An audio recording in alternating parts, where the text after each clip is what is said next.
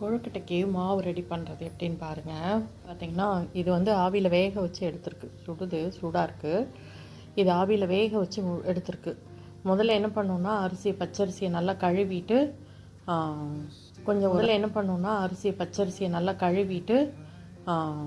கொஞ்சம் ஒரு அரை மணி நேரம் 3/4 மணி நேரம் ஊற விட்டு எடுத்து வந்து துணியில் போட்டுட்டோன்னா இப்படி கையில் எடுத்தோம்னா ஒட்டாத அளவுக்கு வரணும். அந்த மாதிரி ஈரப்பதம் இருக்கும்போதே ஒன்றா மிக்சிலேயோ இல்லை மெஷின்லேயோ கொடுத்து அரைச்சிட்டு வந்துடணும். நைஸாக அரைச்சிடணும்.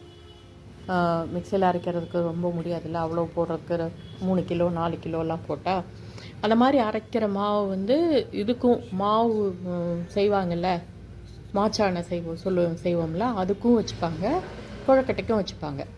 மாச்சானைக்கு மாவு வந்து அப்படியே எடுத்துக்கணும், பச்சையாகவே எடுத்துக்கணும். ஆனால் இந்த கொழுக்கட்டைக்கு செய்கிற மாவு வந்து ஒன்று வறுக்கணும், இல்லைன்னா ஆவியில் வேக வைக்கணும். வறுத்தோன்னா கொஞ்சம் வந்து கொழுக்கட்டை வந்து வரன்னு ஆகிற மாதிரி ஆயிடும். அதனால் என்னென்னா இதை வந்து ஆவியில் வேக வச்சு எடுத்தோம்னா கொழுக்கட்டை வந்து சாஃப்டாக இருக்கும். அதுக்காக வேண்டி நல்லா அந்த கொண்டு வந்த மாவை ஒரு துணியில் மூட்டை கட்டி இட்லி பாத்திரத்துக்குள்ளே வச்சு நல்லா ஆவியில் வேக வைக்கணும். வேக வச்சு எடுத்தோன்னா அப்படி தான் கொஞ்சம் கட்டி கட்டியாக இருக்கும்.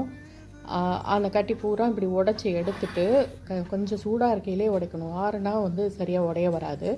கொஞ்சம் உடச்சி எடுத்துட்டு அதுக்கப்புறம் நல்ல ஒரு ஜல்லடையில் வச்சு நம்ம தேய்ச்சி இது பண்ணோம்னா நைஸாக வந்துடும். இது பார்த்திங்கன்னா ஜல்லடையில் வச்சு தேய்ச்சி எடுத்தால் மாவு நல்லா நைஸாக வந்துடும். இந்த மாவு தான் நம்ம வந்து சுடு தண்ணி போட்டு உப்பு இதெல்லாம் போட்டு நம்ம வந்து கொழுக்கட்டைக்கு மேல் மாவுக்கு போய் செய்ய போகிறோம். சில பேர் வந்து அப்படியே அந்த மாவில் வந்து லேசாக மறுபடியும் கொஞ்சம் வறுத்துட்டு பொட்டுக்கல்ல பொடி பண்ணி போட்டு தேங்காய் வறுத்து போட்டு ஏலக்காய் எல்லாம் போட்டு பாவை காய்ச்சி ஊற்றி அப்படியே பிடி கொழுக்கட்டைன்னு சொல்லுவாங்கள்ல, இப்படி பிடிப்பாங்கள்ல, அந்த மாதிரி செய்வாங்க. நாங்கள் வந்து பூர்ணம் வச்சு செய்வோம். இந்த மாவு வந்து இதெல்லாம் சலித்ததுக்கப்புறம் நான் திரும்ப வந்து மறுபடியும் உங்களுக்கு எப்படி பெசறதுன்னு வேணால் காட்டுறான்னு.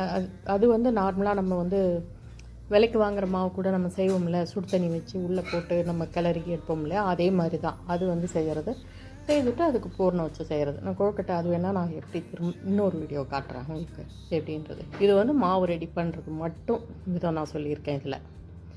இது நம்ம வாங்கினோன்னா பிரச்சனை இல்லை, கடையில் வாங்கினா. பட் படைக்கிறதுக்கெல்லாம் நம்ம அந்த மாதிரி வாங்கி செய்ய முடியாது இல்லையா.